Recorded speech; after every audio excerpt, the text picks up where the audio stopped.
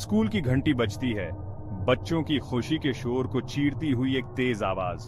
अनु और रिया, दो सहेलियां, धूप से सराबोर आंगन से गुजर रही हैं। रिया, सुना है इस स्कूल के बारे में कहानी? अनु एक कंकड़ मारती है। उसकी भौहें सिकुड़ी हुई हैं। रिया कांपते हुए अपनी शॉल को और कस लेती है। भूत वाली? हाँ, कहते हैं वह रात में अपने खोए हुए प्यार के लिए रोते हुए हॉल में घूमती है। रिया चलना बंद कर देती है। उसकी निगाह आंगन के कोने में बने एक पुराने काई से ढके कुएं पर टिकी हुई है। मेरी दादी ने बताया था कि वह यहाँ पड़ती थी। कहते हैं उसने खुद को उस कुएं में फेंक दिया था। उनके हाव भाव में डर और कौतूहल का मिलाजुला असर है। अनु की आंखों में एक शरारती चमक है। क्या होगा अगर हम आज रात यहाँ आए? रिया की आंखें घबराहट से चौड़ी हो जाती हैं। रात को? क्या तुम पागल हो? लेकिन अनु पहले से ही एक योजना बना रही है। उसकी आवाज घबराहट भरी उत्तेजना से भरी हुई है। हम देख सकते हैं कि क्या कहानी सच है। हम खुद भूत को देख सकते हैं। रिया झिझकती है। डर और उत्सुकता के बीच जूझ रही है। असली भूत से सामना करने का विचार भयानक है, फिर भी अज्ञात का रोमांच उसे आकर्षित करता है। लेकिन अगर उसने हमें चोट पहुंचाई तो? अनु रिया के हाथ पर आश्वस्त करने के लिए हाथ रखती है। चिंता मत करो, हम बहादुर बनेंगे। हम अपने डर का सामना एक साथ करेंगे। अनु और रिया स्कूल के गलियारे में खड़ी हैं, क्योंकि डूबते सूरज की आखिरी किरणें उनके चारों ओर लंबी परछाई डाल रही हैं। रात होती है। स्कूल को एक भयानक सन्नाटे में लपेटे हुए केवल पत्तों की सरसराहट और कुत्तों के भौंकने की दूर की आवाज सुनाई देती है। अनु और रिया केवल एक टिमटिमाते हुए टॉर्च से लैस सुनसान गलियारों से गुजरती हैं। हवा में एक अजीब सी शांति छाई हुई है, मानो इमारत खुद ही अपनी सांस रोक रही हो। फर्श के तख्तों की हर आहट, टूटी खिड़कियों के शीशों से हवा का हर झोंका उनकी रीढ़ की हड्डी को कंपा देता है। वे आंगन की ओर जाने वाले दरवाजे पर पहुंचते हैं। उसी दरवाजे का उपयोग वे दिन में अनगिनत बार करते थे, लेकिन अब चांद की भयानक चमक में नहाया हुआ यह दूसरी दुनिया का द्वार लगता है। अनु एक गहरी सांस लेती है और दरवाजा खोलती है। आंगन ईथर चांदनी में नहाया हुआ है। पेड़ों की परछाइयां लंबी लोभी उंगलियों की तरह फैली हुई हैं। एक धीमी सी सिसकी बमुश्किल श्रव्य उनके कानों तक पहुंचती है। वे कुएं की ओर मुड़ते हैं। उनका खून बर्फ में बदल जाता है। एक पारभासी आकृति चांदनी में झिलमिलाती हुई कुएं के पास खड़ी है।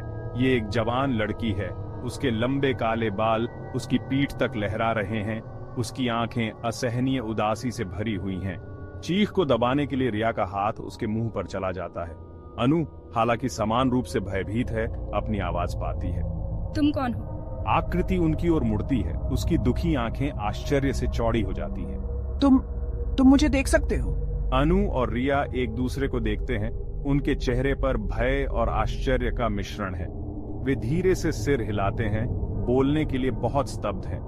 भूत उनकी ओर सरकता है। उसके पैर जमीन को नहीं छू रहे हैं।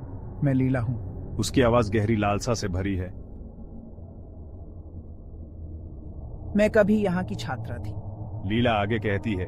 उसकी आवाज मुश्किल से फुसफुसाहट है। मैं एक लड़के से प्यार करती थी, लेकिन हमारे परिवार दुश्मन थे। उन्होंने हमें एक दूसरे से मिलने से मना किया था। जब वह अपनी दुखद कहानी सुनाती है तो उसकी आवाज भावुकता से भर जाती है। एक रात निराशा से प्रेरित होकर मैं यहाँ आई, इस कुएं पर, और वह शब्दों का उच्चारण करने में असमर्थ चुप हो जाती है। अनु और रिया सुनती हैं। उनका शुरुआती डर टूटे हुए दिल वाले भूत के प्रति सहानुभूति की लहर से बदल जाता है। मुझे कोई याद नहीं करता। मेरी कहानी, मेरा दर्द सब भूल गए हैं। वह लड़कियों को देखती है। उसकी आंखें विनती कर रही हैं। कृपया मुझे भूलने मत देना। मेरी कहानी बताओ। मेरी याद को जिंदा रखना। अनु, लीला के दर्द से उसका दिल भारी हो गया, आगे बढ़ती है। हम वादा करते हैं, हम आपकी कहानी बताएंगे लीला। आपको भुलाया नहीं जाएगा। रिया, उसकी आंखों में आंसू भर आए, सहमति में सिर हिलाती है। हम वादा करते हैं। लीला के चेहरे पर शांति छा जाती है। उसकी आंखों का दुख कृतज्ञता की एक झलक से बदल जाता है। धन्यवाद, मुझे सुनने के लिए धन्यवाद। जैसे ही वह बोलती है, उसका रूप फीका पड़ने लगता है। उसकी रूपरेखा अधिक से अधिक पारभासी होती जाती है। मुझे याद रखना, लीला को याद रखना। और उन शब्दों के साथ वह गायब हो जाती है। अपने पीछे हवा में केवल एक हल्की ठंड और उसके दुख की प्रतिध्वनि छोड़ती है। अगली सुबह स्कूल अपनी सामान्य ऊर्जा के साथ गूंज उठता है, लेकिन अनु और रिया के लिए पिछली रात की याद अभी भी ज्वलंत है, उनके दिमाग में अंकित है। वे अपने सहपाठियों को इकट्ठा करते हैं, उनके चेहरे गंभीर हैं, उनकी आवाजें धीमी हैं, क्योंकि वे लीला की दुखद कहानी सुनाते हैं। वह बिल्कुल हमारी तरह थी, यहाँ की छात्रा थी। उसकी प्रेम कहानी बहुत दुखद है। आंगन, जो कभी हंसी और खेल का स्थान था, लीला की कहानी के सामने आते ही एक उदास माहौल में बदल जाता है। बच्चे सुनते हैं, उनके युवा चेहरे विस्मय और उदासी के मिश्रण को दर्शाते हैं। मैंने फुसफुसाहट तो सुनी थी, लेकिन मुझे कभी पता नहीं चला। उन्होंने फुसफुसाहट, भूत की अफवाहें सुनी थीं, लेकिन अब अनु और रिया से लीला की कहानी सुनकर यह वास्तविक हो जाती है, एक खोए हुए प्यार और एक छोटे से जीवन की याद दिलाती है। जिम्मेदारी की भावना उन पर हावी हो जाती है, लीला की स्मृति का सम्मान करने और यह सुनिश्चित करने की आवश्यकता है कि उसकी कहानी कभी न भुलाई जाए। भाग 8, सहानुभूति की शक्ति। चलो लीला के लिए एक छोटा सा स्मारक बनाते हैं, वह याद रखे जाने की हकदार है। अनु और रिया के नेतृत्व में छात्र लीला के लिए एक स्मारक बनाते हैं। वे कुएं के पास इकट्ठा होते हैं, उनकी युवा आवाजें एक मार्मिक राग में जुड़ती हैं। ये फूल इस जगह को रोशन करेंगे। वे कुएं के चारों ओर फूल रखते हैं, उनके चमकीले रंग पुराने पत्थरों के विपरीत हैं। लीला की कहानी अब प्यार और नुकसान की कहानी है, सहानुभूति की शक्ति की याद दिलाती है। भाग 9, भय से परे। समझ स्कूल, जो कभी भूत से प्रेत बाधित था, अब उसकी स्मृति से भर गया है। लीला की उपस्थिति अब भय का स्रोत नहीं है, बल्कि प्रेम की स्थायी शक्ति और समझ के महत्व की याद दिलाती है। बच्चे, जो कभी अज्ञात से डरते थे, अब उसे गले लगाते हैं, यह महसूस करते हुए कि सच्ची हिम्मत अनदेखी के अस्तित्व को नकारने में नहीं, बल्कि करुणा और सहानुभूति के साथ उसका सामना करने में है। कुआं, जो कभी त्रासदी और निराशा का प्रतीक था, अब स्मरण और चिंतन का स्थान है। यह कहानी कहने की शक्ति का प्रमाण है, एक अनुस्मारक है कि मृत्यु में भी एक कहानी जीवित रह सकती है, दिलों को छू सकती है और जीवन को आकार दे सकती है। लीला की आत्मा अंततः शांति से स्कूल पर नजर रखती है, उसकी उपस्थिति हवा की ठंडी फुसफुसाहट में नहीं, बल्कि साझा यादों की गर्मजोशी और करुणा की स्थायी शक्ति में महसूस की जाती है। भाग 10, याद रखने का महत्व। लीला की कहानी एक शक्तिशाली अनुस्मारक के रूप में कार्य करती है कि हर जीवन, चाहे वह कितना भी छोटा या महत्वहीन क्यों न हो, एक कहानी छोड़ जाता है। यह उन लोगों को याद रखने के महत्व पर प्रकाश डालता है जो हमारे सामने आए थे, उनके जीवन का सम्मान करने और उनके अनुभवों से सीखने के लिए। एक ऐसी दुनिया में जो अक्सर दैनिक जीवन की भागम भाग में फंस जाती है, अतीत को भूलना, उन लोगों की कहानियों को खारिज करना आसान होता है, लेकिन इन कहानियों में, अतीत की फुसफुसाहट में हमें अर्थ और संबंध मिलते हैं। वे हमें हमारी साझा मानवता, उन खुशियों और दुखों की याद दिलाते हैं जो हमें समय और पीढ़ियों से एक साथ जोड़ते हैं। इन कहानियों को जीवित रखकर, उन्हें आने वाली पीढ़ियों के साथ साझा करके, हम ये सुनिश्चित करते हैं कि अतीत को भुलाया न जाए, कि जो लोग हमारे सामने आए थे, उनका जीवन अर्थ और प्रभाव डालता रहे। भाग 11, एक स्कूल एकजुट स्कूल, जो कभी डर और अनजान से बंटा हुआ था, अब लीला की कहानी से एक हो गया है। छात्र, जो कभी अंधेरा होने के बाद आंगन में जाने से डरते थे, अब वहां स्वतंत्र रूप से इकट्ठा होते हैं, कहानियां और हंसी साझा करते हैं। अब हमें देखो, हम सब एक साथ हैं और यह सब लीला की बदौलत है। हाँ, कुआं अब डरावना नहीं लगता, ये अब हमारे लिए एक जगह है। कुआं, जो कभी त्रासदी का प्रतीक था, अब एकत्रित होने का स्थान है, समुदाय की शक्ति और हमारे डर का एक साथ सामना करने के महत्व की याद दिलाता है। लीला की कहानी हमेशा हमारा मार्गदर्शन करेगी। ये इस बात का हिस्सा है कि हम कौन हैं, लीला की स्मृति एक भूतिया उपस्थिति के रूप में नहीं, बल्कि एक मार्गदर्शक प्रकाश के रूप में सहानुभूति, करुणा और कहानी कहने की स्थायी शक्ति के महत्व की याद दिलाती है। स्कूल, जो कभी भूत से प्रेतबाधित था, अब आशा और समझ की किरण है, मानव संबंध की शक्ति और अच्छी तरह से बताई गई कहानियों की स्थायी विरासत का प्रमाण है। हवा भारी थी, सूरज ढल रहा था, आसमान नारंगी और बैंगनी रंग में डूब रहा था। नदी चांदी सी चमकती हुई गांव के पास से बह रही थी। सब शांत था, फिर भी गांव में बेचैनी सी छा रही थी। मोहन, तुम्हें लगता नहीं ये सन्नाटा, ये भारी भारी लग रहा है? ये तो बस शाम की हवा है राधा, कहानियों से मत डरो। पर मोहन, अगर कहानियां सच हुई तो? मोहन ने मन ही मन हाँफ ली। वो जानता था कि वो राधा के डर को इतनी आसानी से दूर नहीं कर सकता। नदी के भूत की कहानियां उनके गांव के इतिहास में गहराई से जमी हुई थीं। ये सिर्फ किस्से नहीं थे, ये पीढ़ी दर पीढ़ी दी जाने वाली चेतावनियां थीं। राधा, ये तो बस बूढ़े लोग बच्चों को रात में नदी के पास जाने से रोकने के लिए बताते हैं। पर ये बोलते हुए भी उसके मन में शक घर कर गया। उसने भी सूरज डूबते ही अपनी रीढ़ की हड्डी में ठंडक महसूस की थी।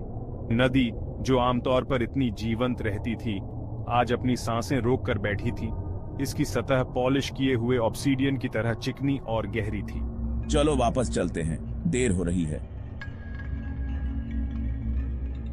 उस रात अपने दादा की झोपड़ी में जलती हुई आग के पास दुबकी हुई राधा बेचैनी की भावना को दूर नहीं कर सकी। टिमटिमाती लपटों ने दीवारों पर नाचती हुई परछाइयां डाली, जिससे बाहर हवा की फुसफुसाहट तेज हो गई। दादा, क्या ये सब सच है? नदी के भूत के बारे में? नदी का भूत, ये कहानी उतनी ही पुरानी है जितना हमारा गांव। वो पीछे झुक गया। उसकी निगाहें अंदर की ओर मुड़ गईं, जैसे कि वो अतीत को अपनी आंखों के सामने खुलते हुए देख रहा हो। कहते हैं कि एक जवान औरत अपने प्रेमी के विश्वासघात से दुखी होकर कई साल पहले नदी में डूब गई थी। राधा की सांस उसके गले में ही अटक गई। उसने कहानियां सुनी थीं, उन्हें महज लोक कथाओं के रूप में खारिज कर दिया था, लेकिन अपने दादा को इतने दृढ़ विश्वास के साथ कहानी सुनाते हुए सुनकर उसकी रीढ़ की हड्डी में कंपी दौड़ गई। उस रात राधा की नींद बुरे सपनों से पागल हो गई। उसने चारों ओर धुंध को घूमते देखा, एक औरत की दर्द भरी चीखें सुनी और अपने दिल के चारों ओर डर की बर्फीली चपेट को कसते हुए महसूस किया। उसकी आत्मा शांति न पाकर आज भी अपने खोए हुए प्यार को ढूंढते हुए नदी के किनारे भटकती है। कहते हैं कि वो सफेद धुंध के रूप में दिखाई देती है। उसकी चीखें रात में गूंजती हैं, अनजान लोगों को पानी की कब्र में ले जाती हैं। अगली सुबह गांव एक खौफनाक खोज के साथ जागा। राधा चली गई थी। जंगल में आग की तरह दहशत फैल गई। नदी के भूत की यादें ताजा हो गईं, जिससे उनका डर और बढ़ गया। राधा, क्या किसी ने राधा को देखा है? मोहन, चिंता से व्याकुल, हर जगह राधा को ढूंढ रहा था। उसका दिल उसके सीने में जोरों से धड़क रहा था। उसने हर गांव वाले से पूछा, हर नुक्कड़ और कर्क रैनी को खंगाला, लेकिन राधा कहीं नहीं मिली। ग्रामीणों ने, उनके चेहरे पर डर था, आपस में फुसफुसाते हुए उनके शब्दों ने मोहन के सबसे बुरे डर की पुष्टि की। प्लीज, किसी ने तो उसे देखा होगा। नदी के भूत ने उसे ले लिया है, वे डर के मारे बोले। उसने उसे लालच देकर ले गया। जैसे जैसे अंधेरा छा गया, गांव में लंबी भयानक परछाइयां पड़ने लगीं। मोहन ने खुद को नदी की ओर खींचते हुए पाया। उसके ऊपर एक अशुभता की लहर दौड़ गई, लेकिन राधा को खोजने की उसकी चिंता से उसका डर दब गया था। मुझे उसे ढूंढना होगा, मैं उसे नहीं खो सकता। अपने कांपते हाथ में टिमटिमाते लालटेन को पकड़े हुए वो सतर्कता से नदी के किनारे पर पहुंचा। धुंधली चांदनी को दर्शाता पानी अस्वाभाविक ऊर्जा के साथ हिलता हुआ लग रहा था। राधा, राधा, तुम कहां हो? जवाब में बस एक रात के पंछी की दर्द भरी चीख और हवा में पत्तों की सरसराहट थी। लेकिन तभी अंधेरे में एक हल्की सफेद चमक ने मोहन की नजर पकड़ी। उसने अपनी आंखें मूंद लीं। उसका दिल उसके सीने में जोरों से धड़क रहा था। वहां पानी के किनारे पर एक सफेद धुंध में डूबा हुआ एक पुतला खड़ा था। यह दृश्य इतना असली था कि उसे अपनी आंखों पर विश्वास नहीं हो रहा था। धुंध के बीच से वह आकृति धीरे धीरे स्पष्ट हो रही थी, जैसे कोई पुरानी याद ताजा हो रही हो। राधा, तुम कहाँ हो? वह व्यक्ति, हालांकि अस्पष्ट रूप से परिचित था, एक अप्राकृतिक ठंडक बिखेरता हुआ प्रतीत हो रहा था। उसका रूप हवा में लौ की तरह टिमटिमाता और हिलता हुआ था। उसकी आंखों में एक अजीब सी चमक थी, जैसे वह किसी और ही दुनिया से आया हो। मोहन को लगा कि वह किसी भूतिया कहानी का हिस्सा बन गया है। राधा, क्या तुम मुझे सुन सकती हो? बिना किसी हिचकिचाहट के मोहन उस आकृति की ओर दौड़ा। उसके पास पहुंचने की उसकी बेचैनी में डर पल भर के लिए भूल गया, लेकिन जैसे जैसे वो करीब पहुंचा, उसके ऊपर एक डर की लहर दौड़ गई। उसके कदम धीमे हो गए और उसने महसूस किया कि वह किसी अनजानी शक्ति के सामने खड़ा है। राधा, क्या तुम हो? क्या तुम सच में यहाँ हो? तभी राधा के दादा के नेतृत्व में ग्रामीणों का एक जुलूस परछाइयों से निकला। वे मशालें लेकर चल रहे थे। उनकी टिमटिमाती लपटें पानी पर नाचती हुई परछाइयां डाल रही थीं।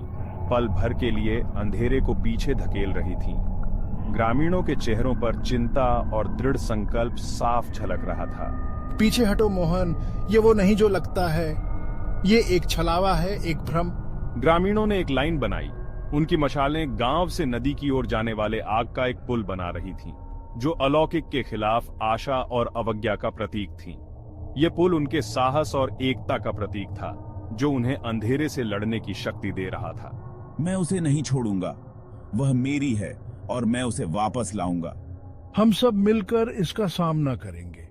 हम राधा को वापस लेकर आएंगे। हम एकजुट हैं और हम किसी भी चुनौती का सामना कर सकते हैं। हवा में तनाव था, क्योंकि ग्रामीण अज्ञात का सामना करने के लिए तैयार थे। उनका दृढ़ संकल्प उनके सामने भयानक उपस्थिति से अडिग था। वे जानते थे कि यह रात उनके साहस की परीक्षा थी और वे पीछे हटने वाले नहीं थे।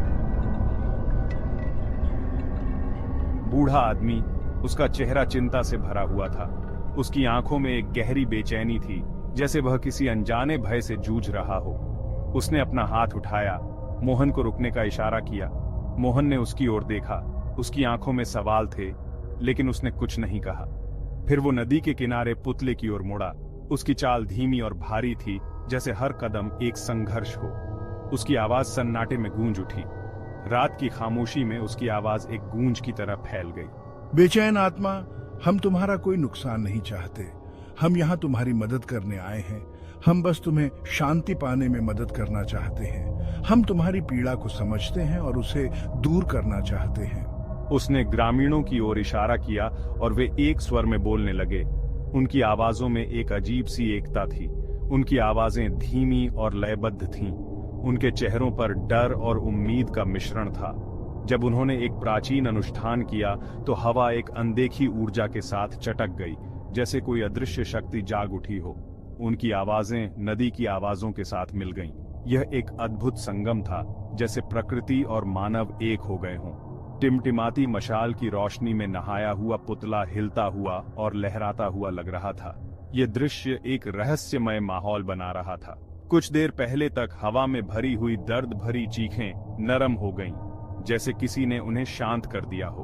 उनकी जगह एक धीमी दर्द भरी आवाज ने ले ली।